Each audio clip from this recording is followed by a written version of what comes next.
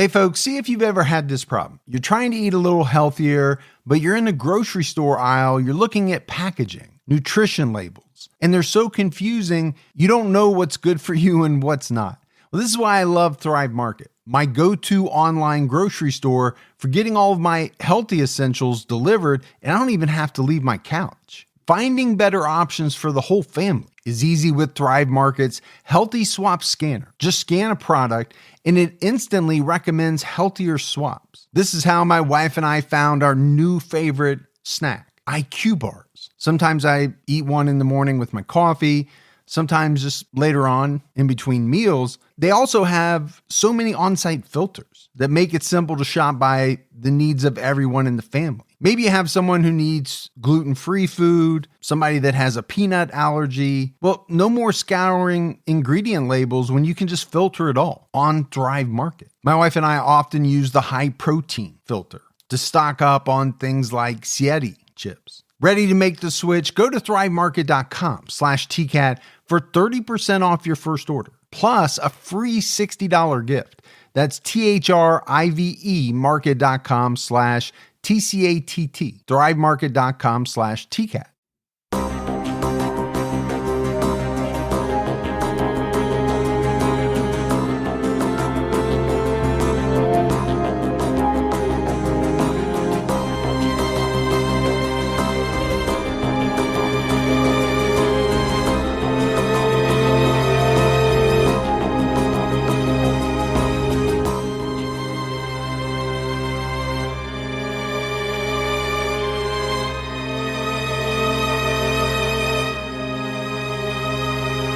Hello, everyone, and welcome to episode 436 of the True Crime All the Time podcast. I'm Mike Ferguson, and with me, as always, is my partner in true crime, Mike Gibson. Gibby, how are you? Hey, I'm doing good. How about you? Doing great. Good. Talked about it on Patreon, but my wife and I had a great time this past weekend in Chicago for our 29th anniversary. So that was fun. Cool. But I was happy to get home. It's always nice to get back home. It is. I like going places. I like doing things. But at a certain point, and everybody knows that point in the trip, you're like, okay, I'm ready to go home. Yeah. I miss my home. It's like, I miss my dogs. Time to go. Yep. So we were happy. We were both happy to get home. Good. Let's go ahead and give our Patreon shout outs. We had Daryl the girl. Daryl and her other girl, Daryl. Other sister, Daryl. Yeah. Yep. Elizabeth Katz. There's the cats. Emily Doran. Hey, Doran. Trista Campbell jumped out to her highest level. Oh, thanks, Trista. Sharon McCall. Hey, Sharon. Ann Anderson. Well, hi, Ann. Alexandra Jewer. Good old Alexandra. Angie Villa. Villa? Mm-hmm. Yeah. And last but not least, Marissa Franco jumped out at higher than our highest level. Well, hey, how's James doing? Yeah, James Franco. Yeah. I just watched a movie the other night with him as a bad guy. Really? Yeah, it's a Jason Statham movie called Homefront. Have you seen that one? I haven't seen it yet. It's a good one. Is it? Yeah, you should check it out. Yeah. And then if we go back into the vault, this week we selected Kelly Skinner. Hey, thanks, Kelly. Yeah, we appreciate the new Patreon support and the continued support. We also had a great PayPal donation from Erica Del Rio. Ooh, Del Rio. I like that. Yeah, so thank you, Erica. Thanks. So, Gibbs, we have an episode out right now on True Crime All the Time Unsolved where we're talking about 14-year-old Jeremy Bright, who disappeared in August 1986 while attending a fair in Oregon. I hate those type of cases because it makes me think back in the day when I would take my kids to the county fairs, festivals, and all that stuff. Mm-hmm. And I was always so paranoid that maybe if I take my eyes off for a second and they wander off, and they would. Yeah. And then I'd be like, shit.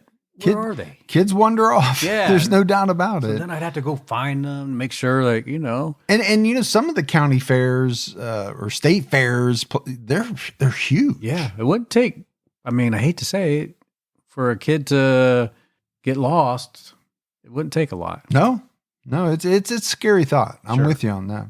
All right, buddy, are you ready to get into this episode of True Crime All the Time? I am ready. In the early 1990s, two young women were stabbed to death on a bike trail in Phoenix, Arizona. What became known as the Phoenix Canal Murders remained unsolved until 2014, when the police identified a suspect who turned out to be a local celebrity known as the Zombie Hunter. Zombie Hunter. Mm-hmm.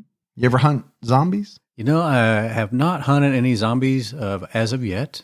Mm-hmm. On your bucket list? I do have the appropriate zombie warfare material. Okay. So you're prepared to hunt zombies. I am. I'm ready for it. You just haven't done it. Yeah, I can hunt zombies and also those mushroom head looking things in that one series. Are we there yet? Are we whatever that?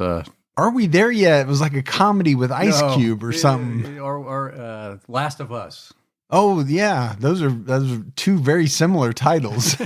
Are we there yet? The Last of Us. But I'm prepared for either direction. That's good. That's good to know. Yeah. Angela Brasso, a tech worker who recently moved to Phoenix, went out for a bike ride on the evening of November 8th, 1992. It was the night before her 22nd birthday. So I did want to ask you, have you ever been to Phoenix? I have. It's a really nice place. Yeah, I loved it when I was out there. It can get super hot. Well, that's but part of being out in Phoenix. Yeah. I know a lot of people retire out there. Yeah. It's kind of like the Florida of the West. Just a little drier. Southwest. Yeah. That's what they always say. A little drier. It's not so humid out here. It's dry. And I went out there and I said, it's just hot.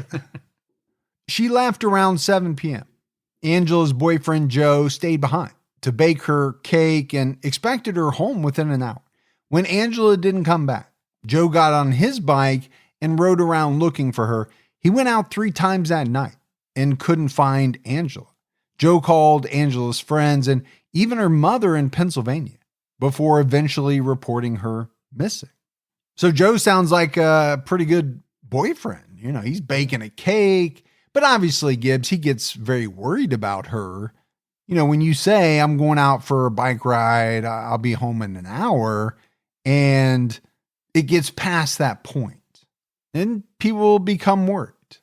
And this is 1992, right? There's no find my friend or locate my iPhone app thing, whatever. You know, I'm trying to come up with the names of these whatever things. It would be called. Yeah. There's none of that. Now, there were cell phones in 1992, but I don't know how many people had them. Right. I know for a fact I didn't have a cell phone in 1992. I mean, I had mine because of the work I was in. Mm-hmm. That you can't talk about? Yes. That you're sworn to secrecy? Forever. On November 9th, officers found Angela's body in the field next to her apartment.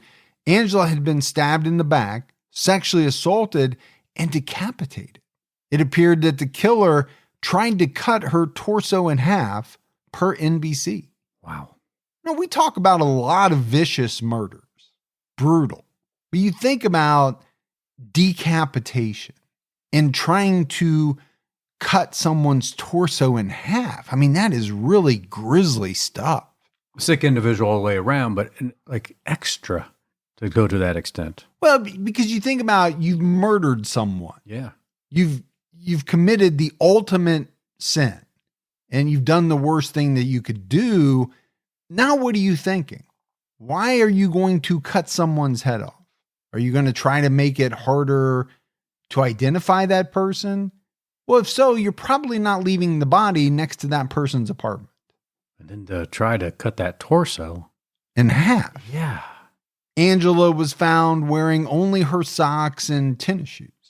Her bloody clothing was scattered at the scene. Angela's bike and her head were gone. So did the guy drive off on her bike with her head? You know, that's what you're thinking if you're at the scene, right? Well, I mean, that's what I'm thinking now. But it's also pretty strange to visualize. It is. A guy riding a bike down the street with a head. Retired detective Robert Walmsley later testified about finding Angela's body. Is quoted by AZ Family. He said, "I thought it was a mannequin. It was very white. I was inching my way up to see the head, to see her eyes. Then I could determine if it was a mannequin, somebody playing a sick joke, or if it was a body, and I found the head missing. And you hear that so often from people that, I thought it was a mannequin at first. Yeah, I think that would be natural, right? I mean, why would you just assume automatically it's going to be a real body? Yeah, I get that. But here's a detective thinking, I didn't even think that this was a body. Yeah. I thought this was a mannequin. 11 days later, Angela's head was found in the Arizona Canal, almost 2 miles away from her body. Due to the lack of decomposition, investigators believe the killer kept her head in a refrigerator before dumping it. I don't like certain things in my refrigerator, period, let alone body parts. But I'm really struggling with the why of all of this. Yeah. The killer sexually assaults the victim, murders the victim, and then, decapitates her, tries to cut up, the rest of her body, possibly refrigerates the head, and then 2 days later dumps it in a body of water. Yeah. We've had other cases where we had the killer keep the head, keep the feet, for certain reasons. And then maybe eventually they dispose of them. But I remember them holding on to them, where this individual only had it for a few days and said, all right, I better get rid of it, and tossed it into the canal. And again, was that to try to throw the authorities off track? You wouldn't think it would be too hard for them to figure out who this person was. It'd be different if she was found 30 miles away from where she lived, right, or 50, or, something like that. 10 months later, on September 21st, 1993, 17-year-old Melanie Burness went out for a bike ride while her mother was out at dinner. Biking was one of Melanie's favorite pastimes, as well as spending time with her friends. That evening, Melanie rode along the Arizona Canal to a restaurant near the mall where her friend was working. They planned to meet up for a nighttime ride. When her friend Jessica finished work, Melanie rode off, and that was the last time Jessica saw her. Melanie wasn't home when her mother returned from dinner on the morning of September 22nd. Phoenix resident Charlotte Pottle was out biking with her daughter when she rode through a puddle. She told 48 Hours, "I could tell that it was a puddle of red. It was a puddle of blood." What a sight. Charlotte then noticed drag marks that went towards a tree in the canal. She went home to call the police. Officers found Melanie's body in the canal. She had been stabbed in the back and sexually assaulted. According to Dateline, letters were carved into Melanie's body. She was dressed in a teal bodysuit. And one of her friends said Melanie didn't own a teal bodysuit, leading police to believe the killer took off her clothes and redressed her in the bodysuit. Melanie's bike was also missing. Okay. In both of these murders, number one, they're tragic. 2 young women lost their lives, but there are some very strange facets to both of them. In this one, there's a theory that the killer undressed and then redressed Melanie in something different, something that he would have had to have brought with him. And why did he want her in that? And why carve letters? Why do these things which presumably are post-mortem? Why do them in both instances? The same DNA profile was found at both crime scenes, meaning the same individual killed Melanie Burness and Angela Brasso. Additionally, Melanie and Angela were stabbed in the same spot on their backs. The precision of the wounds caused investigators to look into the possibility that the killer was a surgeon or special forces operative. I'm guessing because they knew exactly in the back where to stab somebody to kill them. And or incapacitate them. Yeah. Very, very quickly, like with one blow. Right. But there was no match for the DNA in any databases, and the Phoenix Canal Murders case eventually went cold. In 1994, the police received a tip suggesting a man named Bryan Patrick Miller might have had a distinctive teal bodysuit, similar to the one Melanie was found in. According to 48 Hours, it seems like investigators didn't pursue this lead at the time. It seems like that would have been one you would want to pursue, though.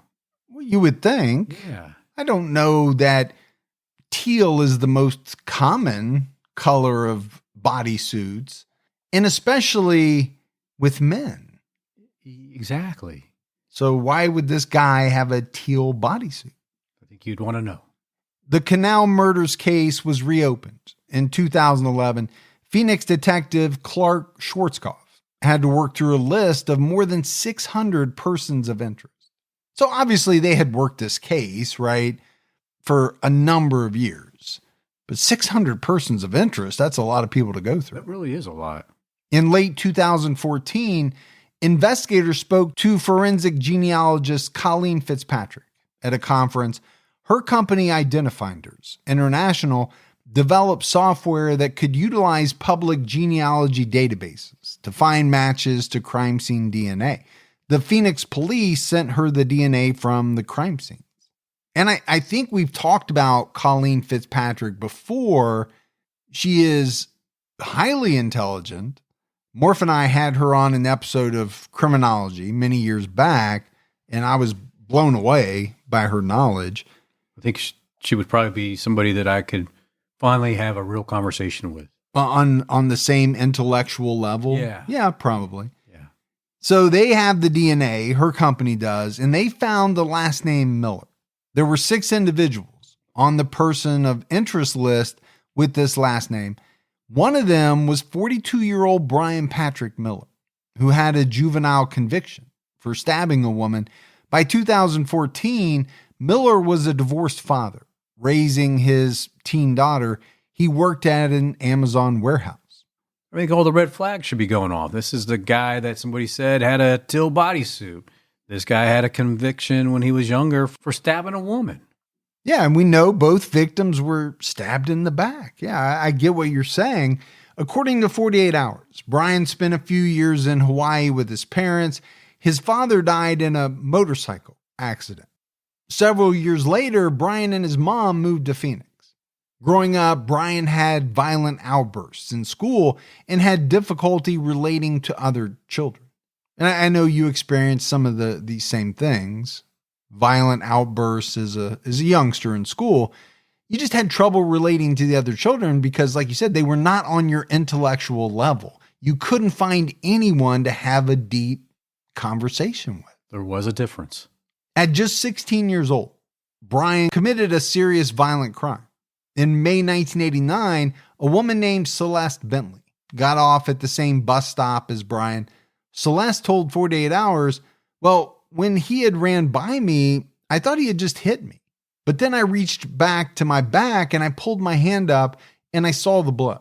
Celeste managed to get to her workplace and her coworker called for help. 30 minutes later, when she was still in the ambulance, the police informed her they found the suspect and wanted to show him to her. Celeste identified him as her attacker. Bryan pled guilty to aggravated assault and was sentenced to juvenile detention until he turned 18. Why would he do something like that? Well, the why, right, is a question that we ask a lot. Why do these people do what they do? Yeah. Why do people kill? But I understand where you're going. Why would you just run by somebody at a bus stop and stab them in the back and keep running? Just for kicks? To find out what it feels like? The rush? I don't know. Yeah. You just, like you said, trying to gauge how it feels.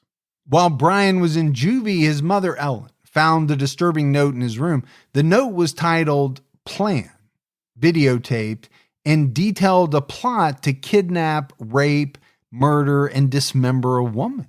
Now, anybody finding this would be disturbed by it, but the mom finding this, it couldn't have been a good moment for her. No, because, as a mom, you're like, this is my little boy. This is not the person I raised. Who did I raise here? Yeah, I mean, you'd be so upset just over rape, and then you see murder, and then dismember? What the heck? Ellen gave the note to the police and refused to let Bryan move back in with her. He moved into a halfway house after he was released. So obviously, she kind of abandoned him. She was that worried. I think you should be somewhat worried, especially if he's living in the same house with you. Bryan got married in 1997. He and his wife, Amy, moved to Everett, Washington, and had a daughter. Bryan stabbed another woman on May 23, 2002. That night, he picked up Melissa Ruiz Ramirez, who was walking down the street. Melissa recognized Bryan because she had seen him talking to one of her friends. She got in his car and said she needed to make a call. Bryan drove her to his workplace to use the phone. Out of nowhere, Bryan ran at her with a knife and stabbed her in the back. They struggled over the weapon. Melissa was able to escape and call the police. I'm just trying to imagine how this all went down if you were Melissa. You know, I mean, you're thinking, okay, I'm going to use this phone. Next thing you know, you look up and this guy's running at you with a knife. And stabbing you in the back. And also not a stranger, right? Somebody that you know, at least on some level. Bryan was arrested and claimed he stabbed Melissa in self-defense. He said she walked in off the street and asked to make a call and then tried to rob him at knife point. Okay, he's got a story. And in December 2002, a jury acquitted Bryan of first-degree assault with a deadly weapon. So clearly they bought his story. Or at the very least, they were conflicted. Bryan's criminal history stood out to Detective Clark Schwarzkopf. Schwarzkopf noticed that Bryan's note detailing his plot to murder a woman had similarities to the Angela Brasso case. In the note, Bryan described how he wanted to decapitate a woman and preserve the head. Well, it sounds like very similar to what had happened.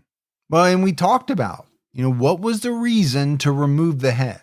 And what would be the reason to put it in the refrigerator if that's what happened, the way police suspected? Well, we might be learning why. Detective Schwarzkopf looked into Bryan's social media and discovered his online persona as the zombie hunter.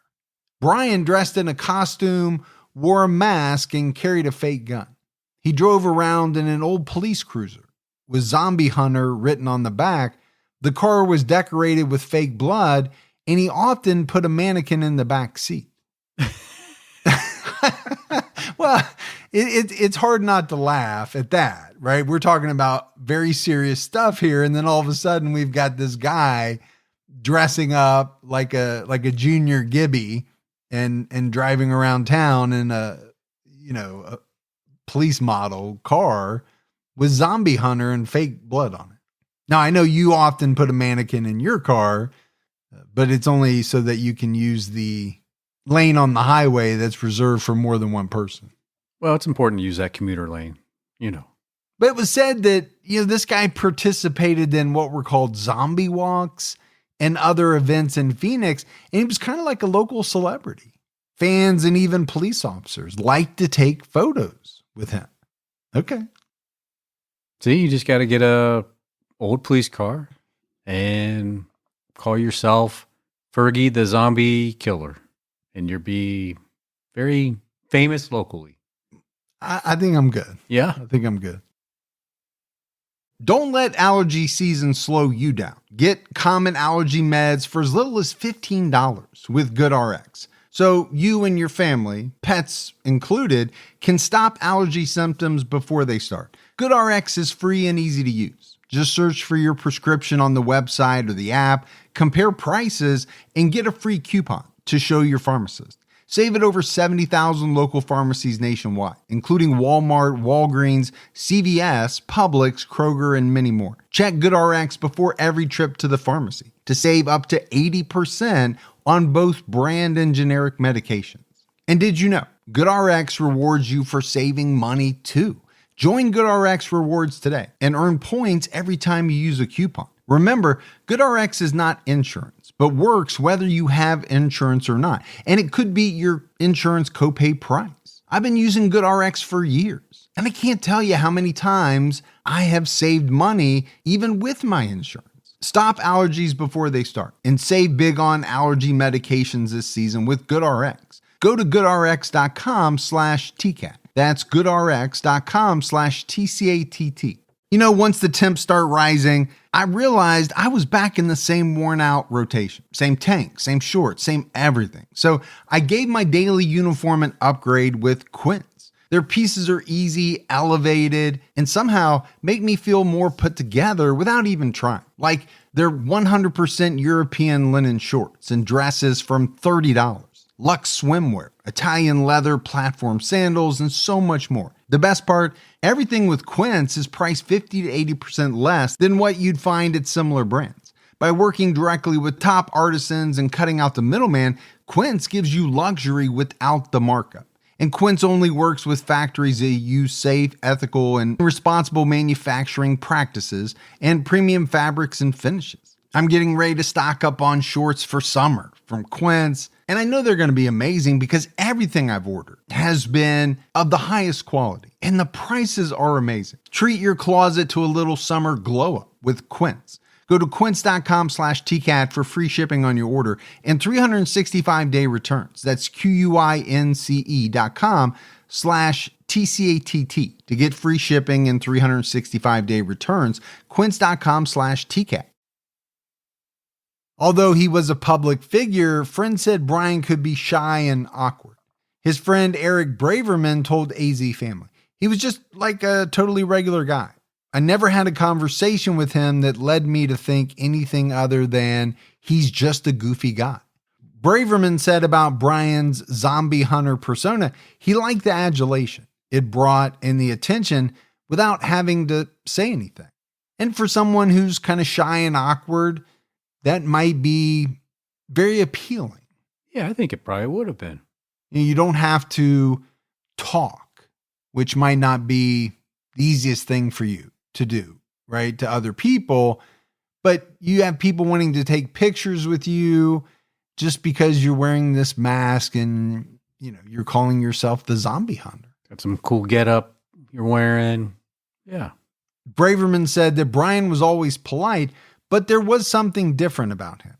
He said he just had like a distance to him where if you were talking to him, looking him in the eye, he was just like he was somewhere else. There was something with women. You didn't see him using the car to go, "Hey ladies, take a picture of me." He's doing that with the police. So there was something with ladies that he didn't like or that he was not comfortable with. Oh, that's interesting. Yeah, that, his friend would say that. In December 2014, Detective Schwarzkopf began surveilling Bryan. He knew he needed to obtain his DNA to compare to the sample on file. During one of Bryan's breaks at the Amazon warehouse, Schwarzkopf approached his car and offered him a job. He told Bryan that he had been hired as a security consultant for a nearby store and offered him a position as a security officer. They scheduled a meeting to fill out a job application and met at a Chili's restaurant on January 2nd, 2015. Wait, I'm just trying to picture this. Was he like, "Hey, I know you're the zombie hunter, and if you can hunt zombies, I'm pretty sure you can be a security consultant over here for me. So let's get together and talk about this because I need a zombie hunter on my team." Yeah, I don't know how the conversation went, but it does seem strange that if you're on break from your job, somebody just comes up and offers you another job. Yeah, doesn't really happen, does it? It's never happened to me. Bryan drove his zombie hunter car to the restaurant and brought his daughter with him. Despite his criminal history, Schwarzkopf was not fully convinced Bryan was the killer, especially when he saw how Bryan interacted with his daughter in a loving manner. Still, he was a potential suspect. Because of the genetic genealogy results, Schwarzkopf figured Bryan would be eliminated and then he would move on to a new suspect on the list. And I get that, right? You've got this guy, he's the zombie hunter, he's known locally. Would you think this guy's going to be a killer? Then you see him interacting with his daughter. Okay, it's not screaming out cold-blooded killer, right? No. But we know some people are like that. Sure. As soon as Bryan left the restaurant, undercover detectives collected his water glass. On January 13th, 2015, investigators learned Bryan's DNA matched the DNA from the Canal Murders.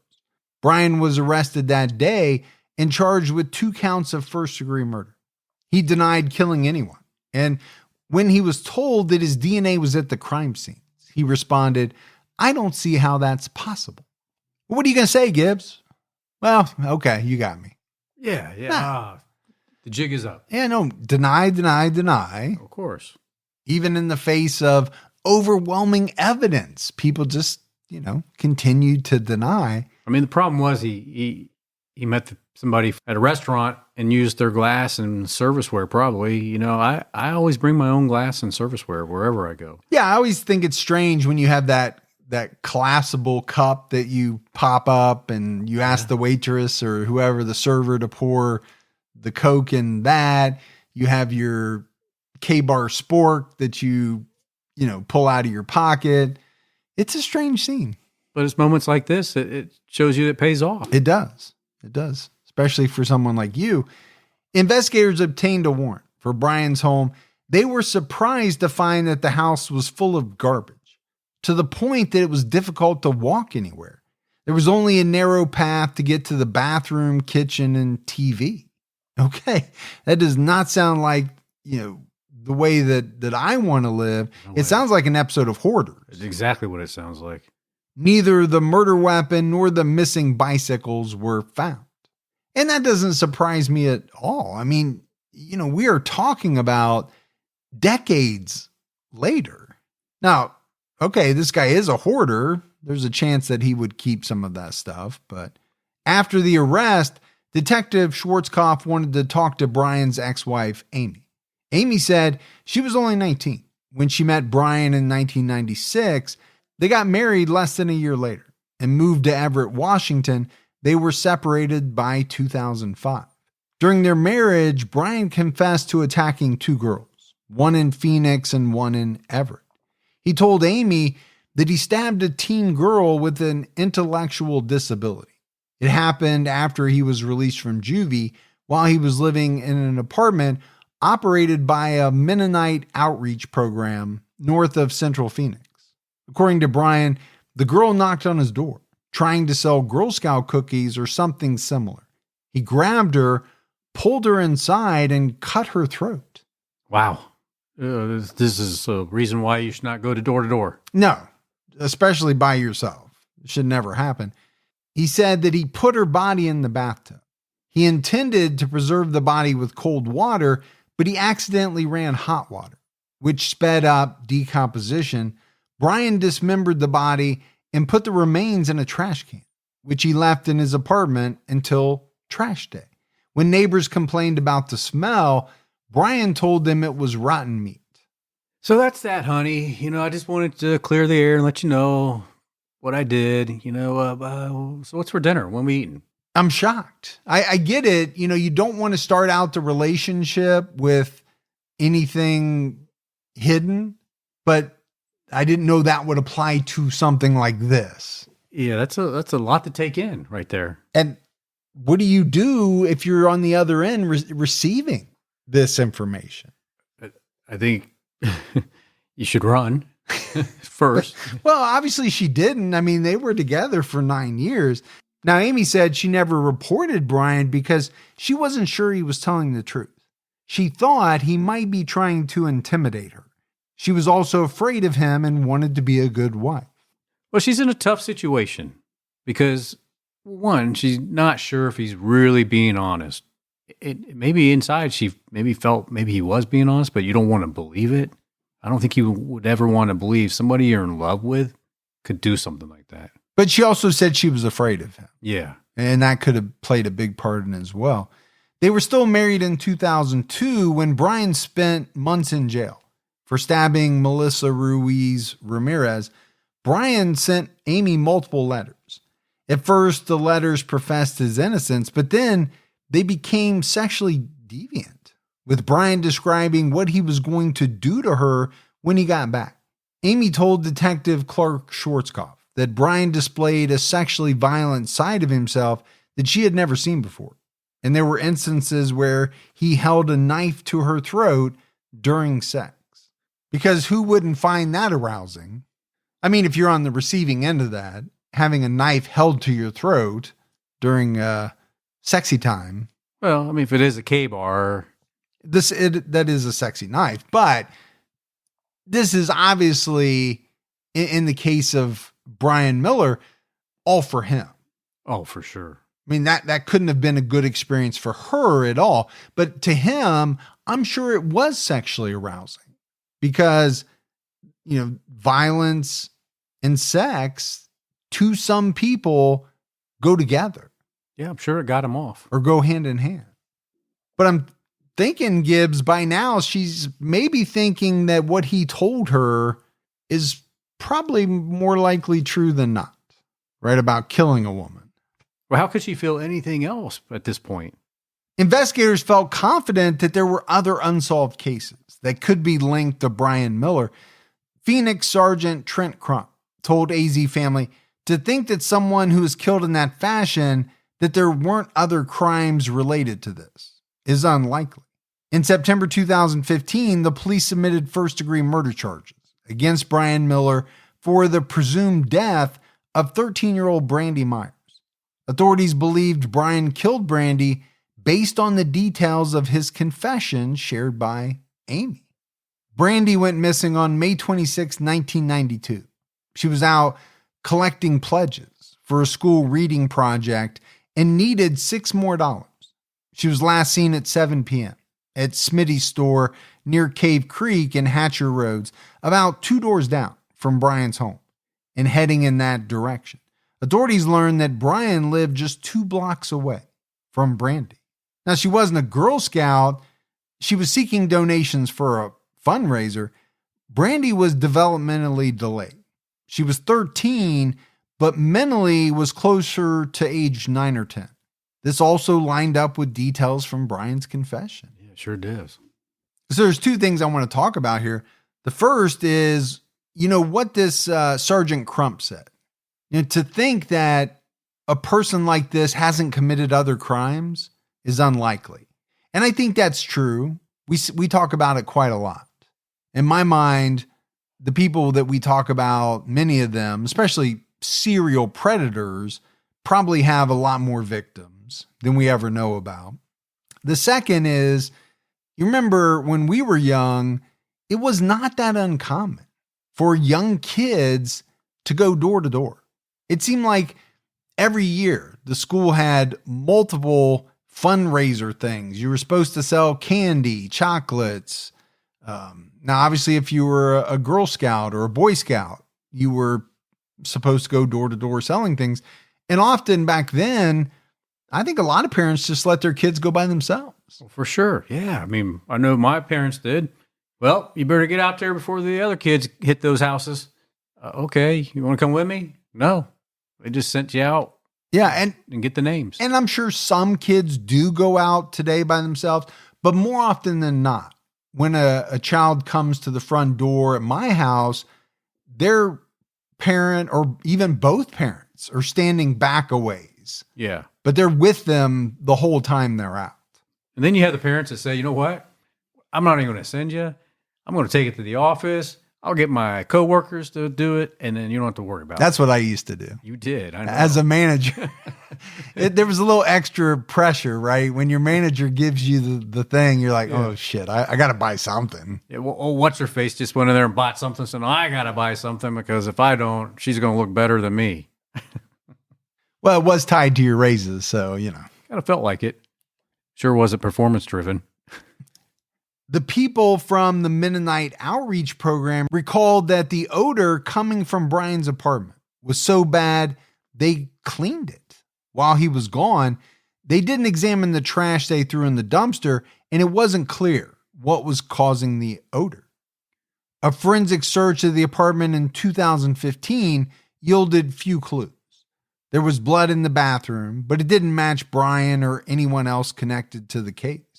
And I think it's hard, right, to search an apartment so many years later, because how many people have lived in that apartment since? Yeah, I mean, and if you did find something, how could you really use it during a trial? Yeah, it would be much easier to poke holes in it. Yeah. Authorities also think Bryan might be connected to another 1992 case. The day after Brandy went missing, the decomposed remains of a slightly older girl were found in the desert of Northeast Phoenix. It wasn't until 2011 that those remains were identified as 16-year-old runaway Shannon Amick. Shannon was in the foster care system. The police received 40 reports of her running away. These reports stopped in late 1991, and no one reported her missing when she ran away for the last time. A very chronic runaway. Yeah, which I do think, does that make it tougher for police, right? They've received 40 reports. But when she actually does go missing, no one reports her missing. Authorities have not ruled out Bryan's involvement in Shannon's death. Authorities brought Brandy Meyer's case to prosecutors in late 2015, but the county attorney declined to press charges due to a lack of evidence. Kristen Dennis, Brandy's sister, said in an interview with AZ Family, her case is considered solved, but not resolved. We know who killed her. We know every detail. We know why we didn't get her body back. We know the color of the trash bag. I do think it would be hard to prosecute a case, 23 some odd years later. Not impossible, but obviously harder. Challenging for sure. Yeah. Bryan told 48 Hours he had no involvement in Brandy's disappearance and never confessed to his wife that he killed a young girl. Based on his confession, Bryan was linked to a third attack shortly after his arrest. On October 9, 2000, 14-year-old Victoria Mickelson was stabbed while walking on a popular bike path in Everett before school. Victoria was taking a new route. Because a girl at her normal stop was bullying her, she left her house after 6 a.m. and saw a few joggers, so she wasn't concerned. When she saw a man enter the trail from the woods, she did think he was creepy and he was disheveled, as if he'd been sleeping outside. Victoria noticed that when she sped up, the man increased his pace. She looked back at him about 10 times, and each time he was closer to her. This lasted for about 5 minutes until she turned around again. Victoria told the Arizona Republic, "I turned around to the right and he wasn't there. And I turned around to the left and he put his arm around my neck." The man stabbed her in the neck and stomach. Fueled by adrenaline, Victoria felt no pain and was able to break free and kick the knife out of the man's hands. They both went for the knife, but Victoria got it first. She held it tight and curled up in the fetal position. After a brief struggle, the man said he wouldn't hurt her if she gave the knife back. Victoria complied. That would be tough to do. Give the knife back? Yeah. Yeah, it would be, because you're putting a lot of trust in this person. But also, how much of a badass is this 14-year-old girl? I mean, this man attacks her with a knife, grabs her from behind, and she does a Jean-Claude Van Damme and kicks the knife out of his hands. Yeah. And then is able to get to it before he can get to it. Very impressed. Victoria recalled, "I couldn't process anything. I just kept thinking I wanted to get to my best friend's house and tell her and be able to get to school today. If I miss school today, I'm screwed." The man stabbed her 2 more times in the back and strangled her until she lost consciousness. She remembers watching him walk away. This is why you don't give the knife back. Victoria was saved by a bystander who she believes interrupted the attack. In total, she was stabbed 17 times. One wound was 1/8 of an inch from her aorta, and doctors had to remove over 1 foot of her intestines. Oh, wow. Yeah, I mean, very horrific. It's a wonder she survived. But, I go back to what she said, that she couldn't process anything. In her mind, she was thinking about getting to school. Absolutely. And she even said it. If I miss school today, I'm screwed. So I got to do whatever I can to get there. But meanwhile, she's in a fight for her life. But she's thinking about school. And again, how would we all react? How would we all think in kind of that type of situation? And nobody really knows until they're in it, especially if you're 14 years old. Well, she reacted and did what she had to do. Even the smallest step forward can make a big difference in your financial future. When you open a Chime checking account, you're one step closer to a better financial future with no maintenance fees, fee-free overdraft up to $200, or getting paid up to 2 days early with direct deposit. Making progress has never been easier. I think we've all been in that position where we've had an overdraft. Well, with Chime, you can overdraft up to $200 with no fees. That's amazing. And they have over 50,000 fee-free ATMs. Make progress towards a better financial future with Chime. Open your account in 2 minutes at chime.com/TCAT. That's chime.com/TCATT. Chime feels like progress. Banking services and debit card provided by the Bancorp Bank N.A. or Stride Bank N.A., members FDIC. Spot me eligibility requirements and overdraft limits apply. Fees apply at out-of-network ATMs. MyPay eligibility requirements apply. Credit limits range from $20 to $500. $2 fee applies to get funds instantly. Crime checking account required. Go to chime.com/disclosures for details.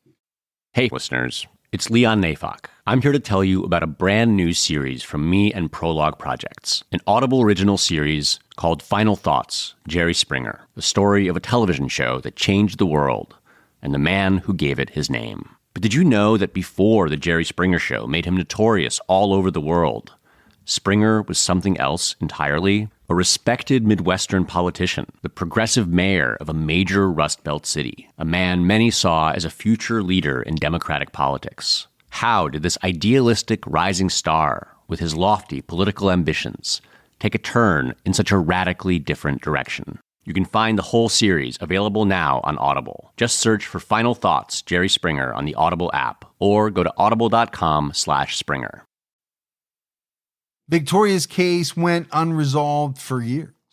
After Bryan was arrested, the Phoenix police contacted her and told her they believed Bryan was the man who attacked her.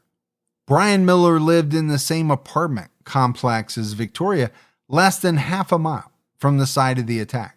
He was never interviewed or suspected, and the statute of limitations had expired for him to face charges in this case. Still, Victoria feels certain Bryan is the man who attacked her. And, the other thing that's jumping out at me is, attacking someone who lives in the same complex that you do. I'm not trying to tell people how to attack people and get away with it, but that does not seem like the smartest thing to do. Now, they never even interviewed him. No, they did not. Or suspected him at all. And I wonder how much of that had to do with his juvenile record maybe not being available, Probably being sealed or whatever. Bryan's trial started on October 3rd, 2022. It wasn't until early 2022 that he was found competent to stand trial. He waived his right to a jury trial and left his fate up to a judge. The defense conceded that Bryan committed the Canal Murders, but argued he was not guilty by reason of insanity. Okay, so they're coming right out and saying, we're not disputing the fact that, he killed these two females. What we're saying is he should be found not guilty by reason of insanity. His attorneys noted that Bryan was diagnosed with autism and dissociative disorders. He was abused by his mother, Ellen, who died in 2010, which contributed to his violent behavior. Well, maybe they have a good defense there. Well, at least, they're going to mount something. After he was arrested, Bryan told the police that Ellen started physically abusing him. When he was just 5, Ellen was a detention officer and used her security belt to beat him. Bryan claimed that Ellen also exposed him to violent pornography and violent movies as a child. That was mom's not here to defend herself. Well, and that's what I was thinking, right? She died in 2010. He can pretty much say whatever he wants, and there's no way for her, at least, to argue it. Psychologist Dr. Bethany Brandt testified that Bryan developed dissociative amnesia and could not remember certain traumatic events. Because of this diagnosis, he had no memory of the murders. Dr. Brand testified that Bryan described his mind in an unusual way. Per AZ Family, She said he feels like different TVs are playing in his head.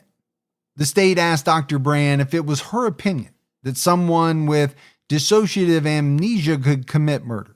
She answered yes and explained there could be a part of them, a self state, that has very violent, revengeful feelings, fantasies, and wishes, and another part that doesn't know about that. And so in that case, it could contribute, but in other cases, there's plenty of dissociative amnesic patients out there that don't commit murders. Dr. Brand also said Bryan never confessed to the murders. She said, I think the most important thing is he doesn't remember these murders. To not remember doing something so egregious as murders, that's incredibly dysfunctional. So Gibbs, to me, the not guilty by reason of insanity defense is a real tricky one that, to my knowledge, is not successful very often. I think more often than not, it fails. But, here you have a psychologist testifying that, he has no memories of the murders. And what's that based on? Him saying that he doesn't remember the murders? Yeah. How do you know? I get it. You're a trained psychologist, but you're not a mind reader. And maybe he's a master manipulator. As many criminals are. Also, do you think he has a really big incentive to say something or say a number of things that are in his favor? Now, I'm not saying he didn't go through trauma. I don't know. What I am saying is that, to me, a lot of this stuff is very tricky, especially when it comes to an insanity defense. Yeah, and if he didn't go through all that, this is going to be his biggest performance that it'll ever have to play out.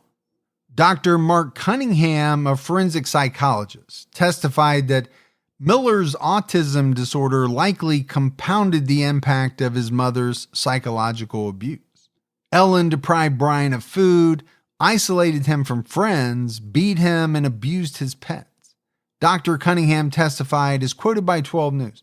His mother told him there were strangers out there who would kidnap him, rape him, and kill him. The threat to genitally mutilate a child while holding a knife or scissors is among the most grievous psychological terrorisms that can be directed to a child or any other human being. That would be very horrifying. But is it true? Right? That's the big question. If that really happened to him, that would be horrifying. And like we said earlier, Ellen's not here to deny or to agree to what he's saying. Dr. Cunningham said that this abuse damaged Bryan's ability to relate to others in the world. His zombie hunter persona was a coping mechanism to avoid personal interaction. The prosecution argued that Bryan's autism diagnosis was invalid and disputed his dissociative amnesia defense. Prosecutors pointed out that Bryan remembered details of other stabbings, such as the 1989 stabbing and the 2002 stabbing. Prosecutors also called on his ex-wife, Amy, to testify. She testified that she never asked Bryan to stop when he was violent during sex because, as she said, I was avoiding any confrontation with him at all at that point and wanted to be as compliant as possible so that I would say, will he love me enough not to kill me? I'm sure she felt nervous having a knife up against her neck, thinking, I'm going to tell him to stop it right now, knowing that he could maybe take it too far.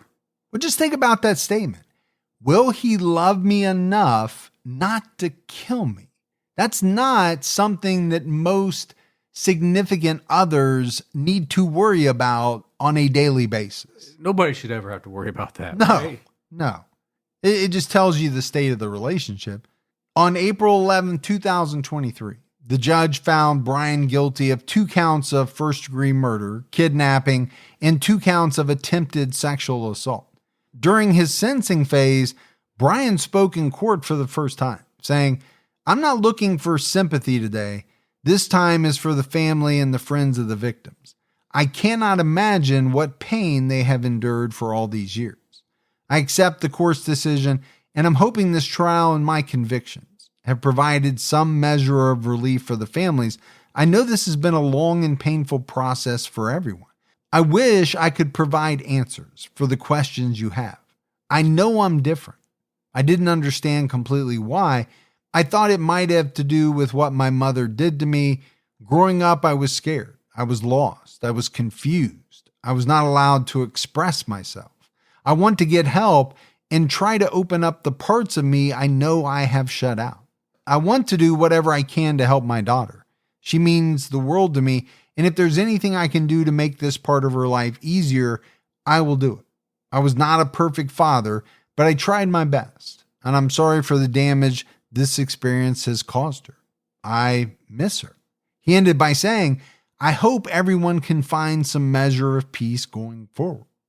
And listen, we dissect a lot of times what these killers say, especially after they've been convicted. Now, he's saying a lot of the right thing. Sure. But you never know. Is this heartfelt, or is this what he knows he needs to say to play the part? Could be a combination, I think he wants to apologize to his daughter. I don't know if all the other stuff matters, but I think his daughter was important to him.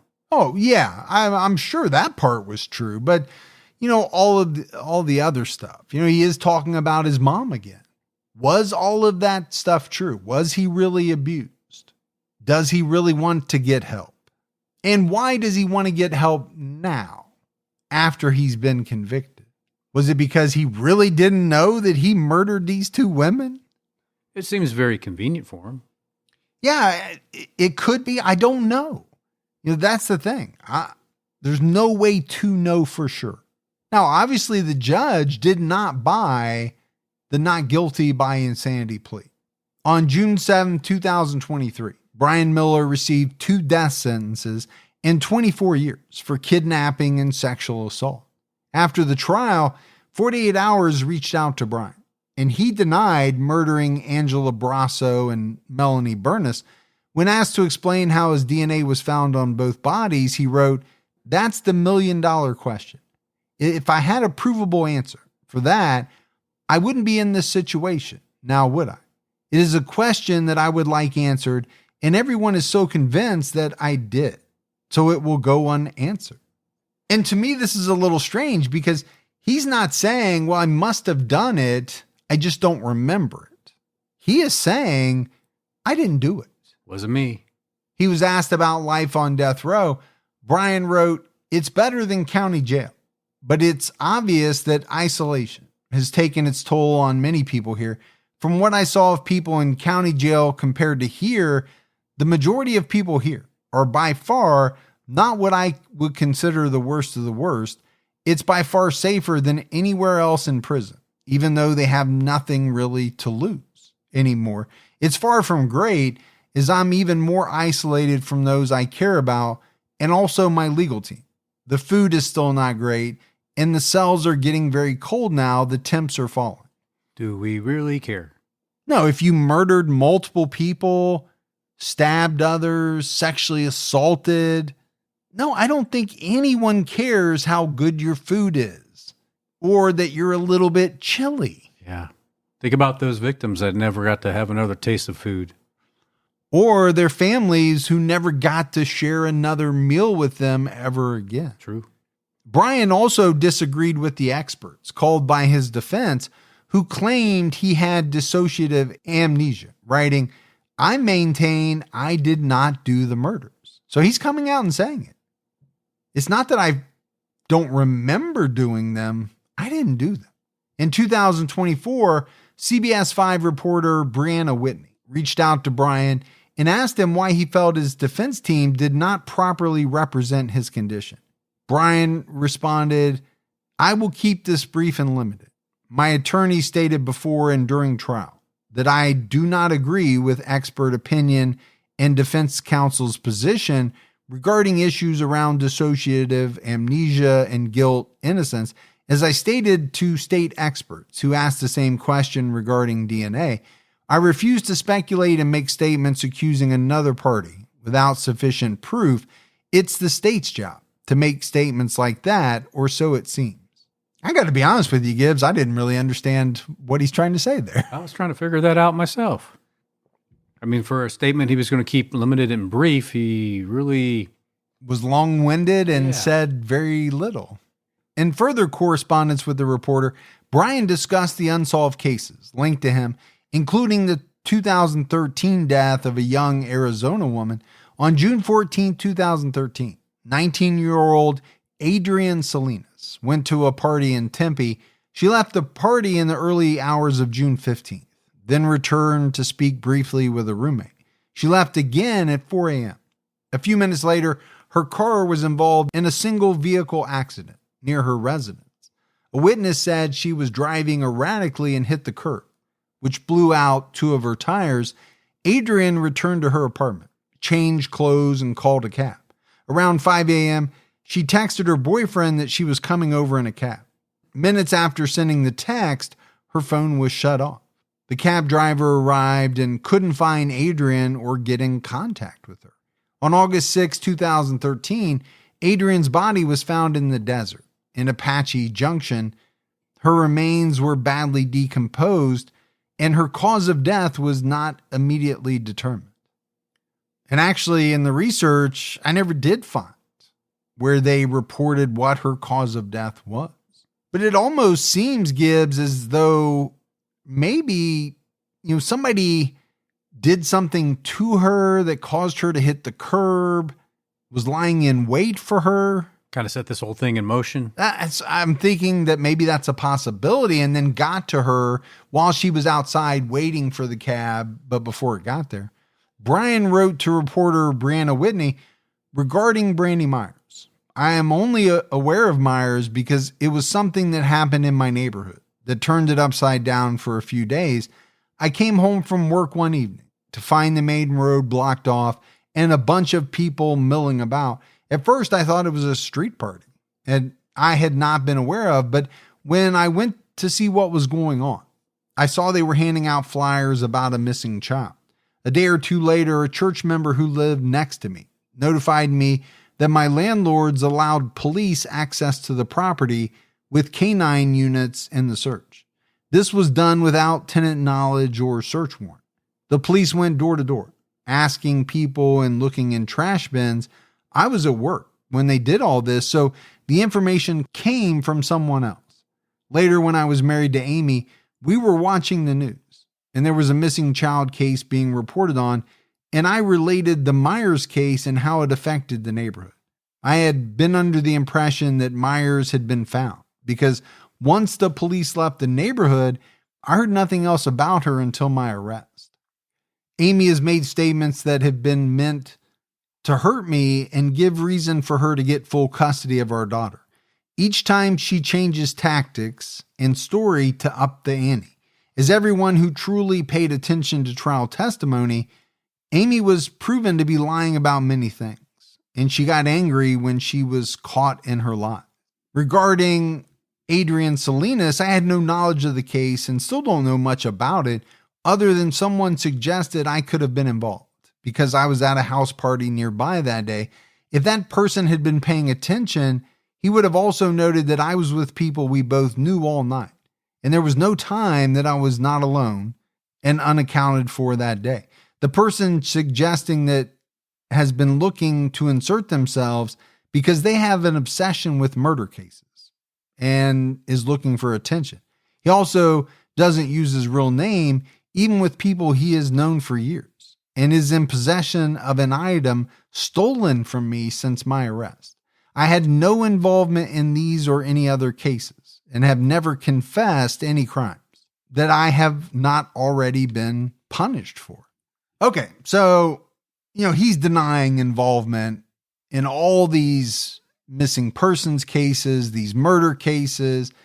He is either a fairly prolific serial killer and serial rapist, or he just happens to live right next to a large number of people who either go missing and or are later found murdered.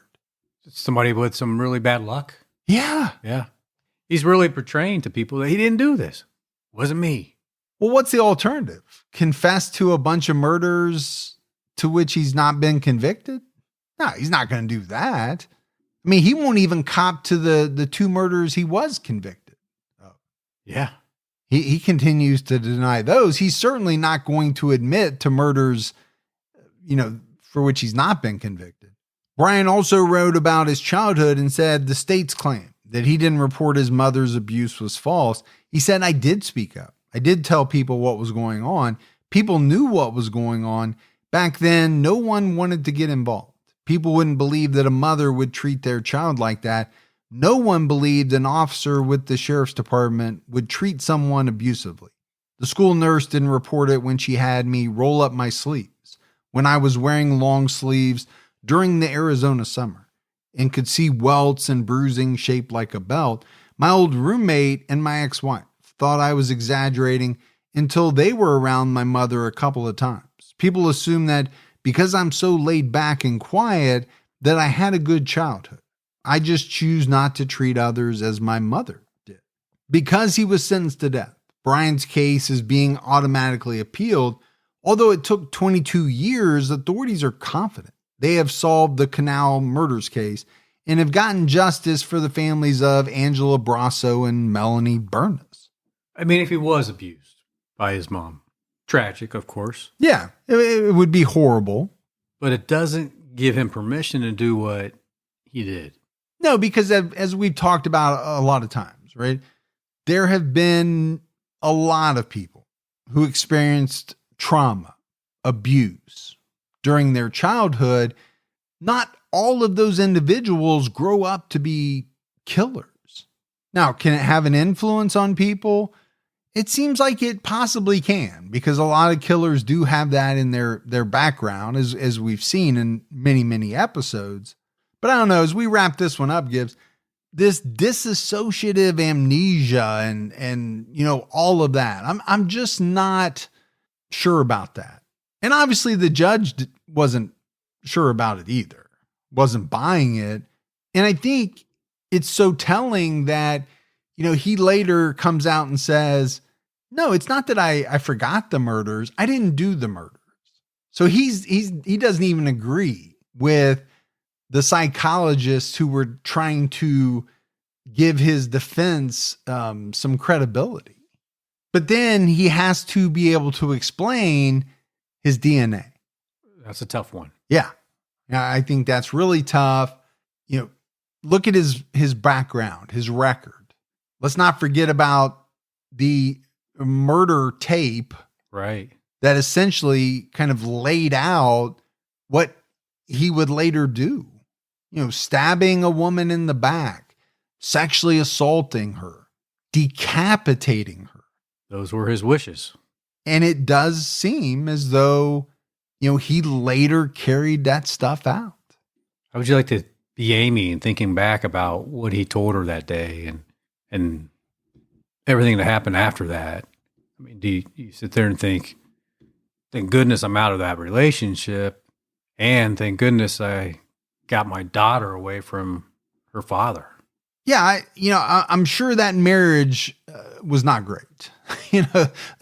From some of the things that she's described, if she's telling the truth, and I'm not sure why she would lie, but having a knife held to your neck during sex does not seem like the recipe for a great relationship.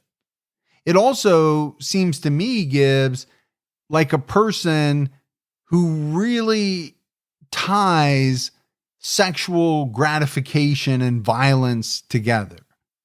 For sure. That was his thing. So is it, all that hard to believe that this guy was a serial rapist? He was a serial killer. He derived satisfaction from not only the sexual assault, but the stabbing and the killing and the mutilation as well, as sick as that is. But that's it for our episode on Bryan Patrick Miller. No doubt a very nasty individual. We got some voicemails. You want to check those out? Yeah, let's hear them. Hi, Gibby and Mike. This is Josh Ferguson from Austin, Texas. First time caller. I was calling up there about the podcast. I was also just the other day read that the Menendez brothers got their sentence reduced, so I thought y'all would find that interesting. Just started listening to the podcast a couple months ago. Probably on pace to catch up with y'all around episode 500. So congratulations. Love the podcast. Stay safe and keep your own fried chicken. Did he say his last name was Ferguson? I wasn't really sure. I wasn't either. I thought he did, but we appreciate the kudos. Thank you very much. Absolutely. Hi, this is Wendy from Southwest Ontario. I took a 6.5-hour drive to Quebec yesterday, and I was listening to your episode 400 on Albert Fish. I have a strong stomach.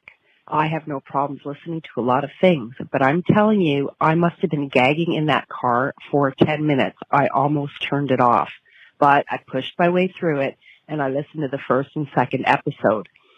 So needless to say, I drove back home today, so I had TCAT with me for 13 hours. And I'm sorry, but I am Team Gibby. Thank you. That's good stuff to listen to when you're on that 401 going back and forth from Southwest Ontario and all the way over to Ottawa. With a nice Chianti and some fava beans. But yeah, we appreciate the voicemail.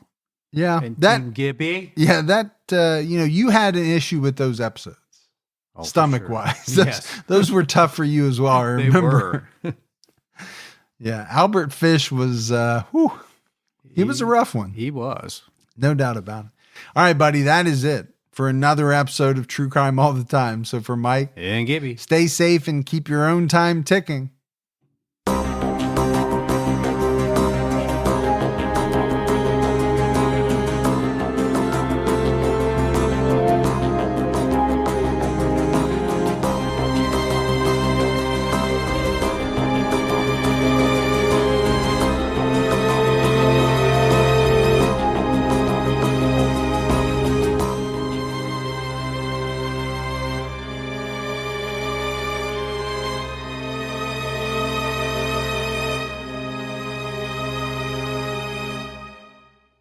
Inspired by the hit Wondery podcast Against the Odds comes the gripping guidebook, How to Survive Against the Odds, Tales and Tips for Animal Attacks and Natural Disasters. This might just be the most important book you'll ever read. Go inside life or death situations where everyday people survived nature's most extreme scenarios, and learn how you can too. In these tales, you'll hear about the grit, willpower, and know-how needed to endure shipwrecks, alligator attacks, earthquakes, and more. You'll learn from experts, including top doctors, about what happens to your body and mind in life-threatening situations. Plus, important tips on what to do, and equally important, what not to do when faced with a situation that is truly against the odds. Go to survivalguidebook.com to pre-order How to Survive Against the Odds today and get the perfect gift in time for graduation and Father's Day.